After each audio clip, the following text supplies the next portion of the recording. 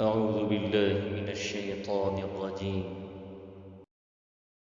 وأطيعوا الله والرسول لعلكم ترحمون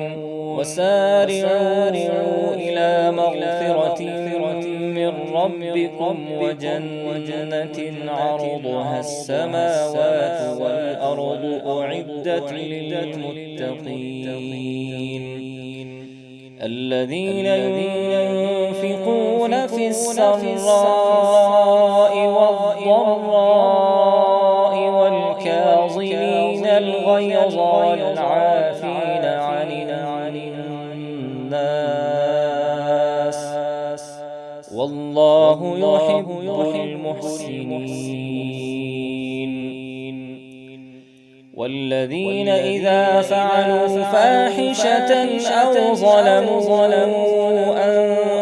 أنفسهم ذكروا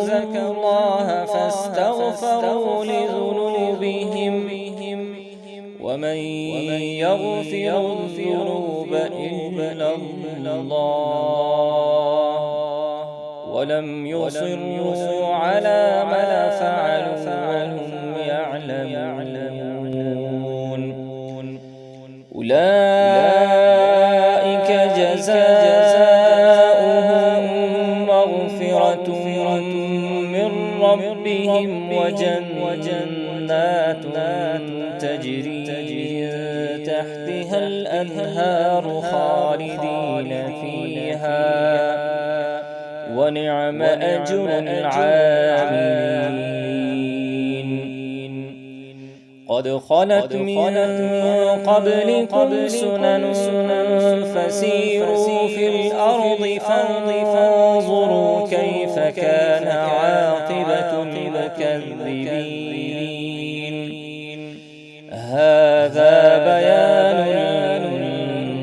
للناس وهدى وموعظة للمتقين ولا تهنوا ولا تحزنوا وأنتم الأعلون إن كنتم مؤمنين إن يمسسكم قرح فقد مس القوم قرح مثله وتلك الأيام نداولها بين الناس وليعلم الله الذين آمنوا ويتخذ منكم شهداء والله لا يحب الظالمين وليمحص الله الذين آمنوا ويمحق الكافرين أم حسبتم أن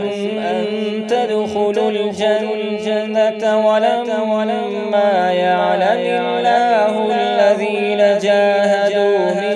منكم ويعلم الصابرين ولقد كنتم تمنون الموت من قبل أن تلقوه فقد رأيتموه وأنتم تنظرون